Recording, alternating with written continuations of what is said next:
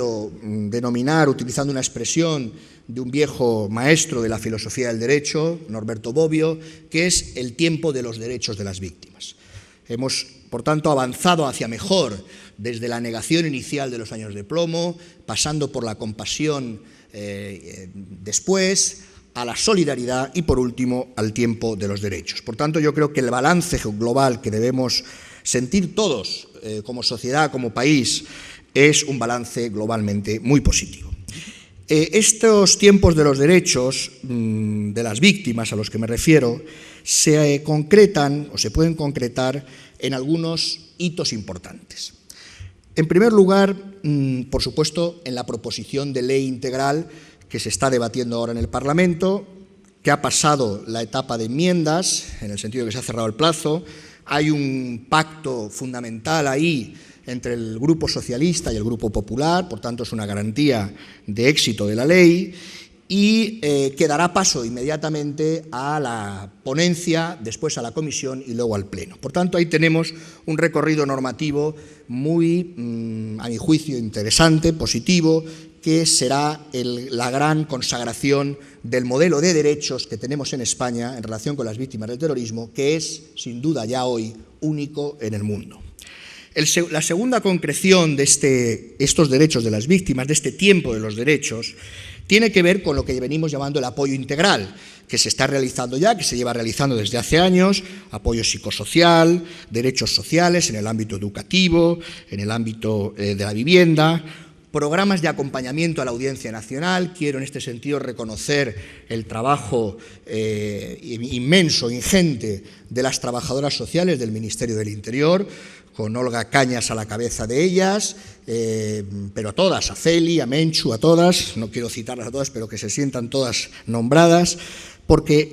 desde el año 2006 han realizado 500 acompañamientos a familias víctimas del terrorismo. Junto a esto hemos implementado o hemos desarrollado programas de subvenciones que, junto a las que realiza en los últimos tiempos el Gobierno vasco, pues triplican las realizadas en el decenio anterior.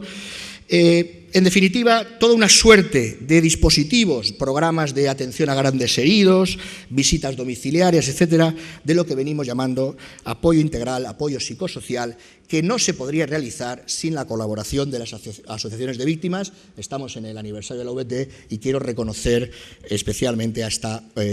asociación de Cana, aunque todas han colaborado. Tenemos hoy en España más de 30 asociaciones de víctimas que están dedicadas a la atención a las víctimas de una forma que yo quiero reconocer públicamente. Pero querría detenerme en una tercera concreción, en un tercer signo de este nuevo tiempo de los derechos. Y es un programa pionero, novedoso, que venimos realizando desde el año 2006, que llamamos de localización de víctimas. Y que no es tanto un programa de localización en el sentido de búsqueda de las víctimas de una forma, digamos, no ordenada, sino de respuesta en clave de derechos a las víctimas reconocidas en sentencias de la Audiencia Nacional desde el año 79 hasta el año 2005, que no fueron reparadas, no fueron compensadas, no fueron indemnizadas, porque nunca se les notificó esa sentencia, porque sencillamente no se personaron en su causa. Pero para que se hagan ustedes una idea, estamos hablando de 870 personas víctimas directas, entre viudas, huérfanos, heridos, el 80% por la banda terrorista ETA. Hemos estudiado 841 sentencias, ya hemos atendido, es decir, ya hemos indemnizado a 297 personas.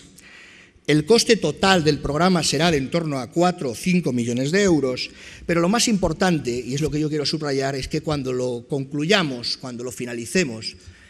habremos conseguido que ninguna víctima en este país, sobre todo en los primeros años, pero ya les digo que el programa abarca desde el 79 al 2005, porque desde el 2005 ya se notifican las sentencias. Lo que les quería decir es que cuando consigamos esto no habrá ninguna víctima en nuestro país no reconocida de las que están reconocidas por sentencia, que es, digamos, la el reconocimiento más elemental y más evidente desde el punto de vista de los derechos. Por tanto, saldaremos una deuda de la sociedad española, del Estado español, con todas las víctimas, casi 1000 personas concretas, de carne y hueso, víctimas directas, que eso pondrá de manifiesto una cosa muy importante que soléis decir las asociaciones de víctimas, las víctimas en general, y es la imprescriptibilidad también de los derechos de las víctimas. Estas tres concreciones se sitúan en el ámbito de la reparación,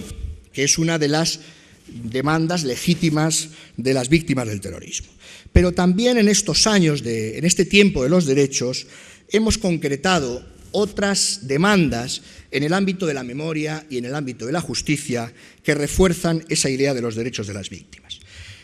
En el ámbito de la reforma, por ejemplo, del Código Penal, o en el ámbito del trabajo que hace la propia Audiencia Nacional, o la aplicación de la Ley Vasca de Víctimas del Terrorismo, en los últimos años ha supuesto unos hitos o unas consecuencias importantes. Por ejemplo, la más relevante seguramente es que desde el año 2010, desde diciembre, en España está reconocida la imprescriptibilidad de los delitos de terrorismo con resultado de muerte, los delitos de terrorismo más graves. Esto es algo que era una demanda histórica de las víctimas y que se ha producido con la última reforma del Código Penal, entrando en vigor en diciembre del año 2010.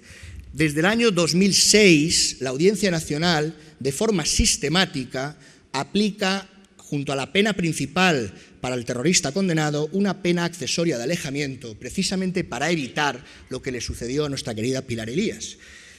Y esto ya se aplica de forma sistemática. Hasta el año 2005 no se hacía de forma sistemática, ahora todas las sentencias por terrorismo llevan, junto a la pena principal y junto a la responsabilidad civil, la pena accesoria de alejamiento, y yo quiero agradecer el trabajo ahí de la Fiscalía de la Audiencia Nacional. Por supuesto, la prohibición de calles, como saben ustedes, el delito de apología del terrorismo y de humillación a las víctimas, el reconocimiento de las víctimas en el proceso penal, que se va a reforzar si se aprueba la ley en los términos que está ahora mismo en el Parlamento. Por tanto, una serie de avances en una lógica progresiva, que yo quiero reconocer desde el principio, desde los inicios de la democracia, desde la superación de los años de plomo, una lógica progresiva que va en aumento y que supone en definitiva que la sociedad española y sus representantes políticos pues tienen la conciencia que deben tener en relación con las víctimas del terrorismo. Pero ha habido también novedades. Por ejemplo, por primera vez nos hemos personado como país en una causa por terrorismo fuera de España, en relación con las víctimas, con los dos jóvenes guardias civiles, Fernando Trapero y Raúl Centeno, asesinados en Capbretón. El Estado español está presente junto a el abogado de la familia, etcétera, ¿no? Hemos tomado alguna otra medida también muy novedosa, y es que por primera vez, cuando se da la circunstancia, es verdad que muy excepcional, de que el terrorista es solvente, es decir, que tiene recursos para asumir la responsabilidad civil derivada del delito, hasta ahora, hasta hace muy poco, el Estado procedía a ejecutar esos bienes del delincuente, del terrorista, y hasta que no se producía esa ejecución efectiva, la víctima no percibía la indemnización, porque el recorrido era el inverso, era primero ejecución de esos bienes del terrorista y con ese dinero se indemnizaba a la víctima. Desde hace un par de años lo hacemos al revés. Indemnizamos primero a la víctima para que no tenga que esperar y luego el Estado, ya con los trámites procesales que se correspondan, se encarga de obtener el bien del terrorista, en este caso solvente. Esto ya digo que se produce cuando el terrorista es solvente, porque cuando es insolvente no hace falta que la víctima espere y todo se realiza por parte de las indemnizaciones derivadas de la Ley de Solidaridad y de la Ley del 96. Hemos también en este tiempo atendido a los amenazados de los años pasados, básicamente exconcejales de pueblecitos pequeños, que son los que tienen más necesidad, del Partido Socialista y del Partido Popular, alguno también del Partido Nacionalista Vasco. Todo esto, por supuesto, con la discreción que exige una tarea de esta naturaleza, aunque sí quiero reconocer el trabajo de la Fundación Víctimas del Terrorismo, que con nosotros, discretamente, pues ha hecho este trabajo. Y luego, por supuesto, hemos procedido también con una de una forma, digamos, continuada en el tiempo, a entregar las condecoraciones. Es verdad que no hemos hecho un acto único, solemne, para todas, en un solo acto, sino que siguiendo los criterios de las propias asociaciones, hemos hecho estos actos de entrega por comunidades autónomas, a través de las delegaciones del Gobierno, para acercar a la víctima este tipo de actos. Es verdad que en esto nunca hay acuerdo del todo, pero había muchas asociaciones, sobre todo las periféricas, las regionales, que nos decían, hombre, hacerlo aquí, hacerlo en Andalucía, hacerlo en Cataluña, hacerlo en Valencia, que nos resulta menos costoso que trasladarnos a Madrid. Hemos hecho ya 11 actos de entrega de condecoraciones, entre ellos los del Hotel Corona de Aragón, también las del 11 de marzo, las víctimas del 11 de marzo, en Madrid y en Castilla-La Mancha. En definitiva, creo que, como conclusión, para ajustarme a los 20 minutos, creo que el trabajo que nos queda por delante, el que tenga que hacer quien siga en estas tareas en los futuros a medio y a largo plazo, o a corto, a medio y a largo plazo, tiene que ser el de seguir avanzando bajo esos 3 ejes, que son, en definitiva, las demandas legítimas de las víctimas y sobre los que nos inspiramos: memoria, justicia y reparación, reparación en un sentido integral, justicia de acuerdo con el Estado de Derecho, y memoria, porque, en definitiva, la memoria es esa dimensión que hace que lo que hagamos tenga sentido. Voy a terminar con la cita de un poema de un poeta que es verdad que lo realizó para otro contexto, para otra situación de violencia distinta al terrorismo, pero que yo creo que es muy gráfico y que representa bien, refleja bien lo que tiene de valor la memoria y el recuerdo. Era Paul Eluard. Paul Eluard decía, en relación con el Holocausto, que si el eco de su voz desaparece, pereceremos. Y con esto quiero acabar. Si el eco de la voz de las víctimas desaparece, pereceremos. Muchas gracias.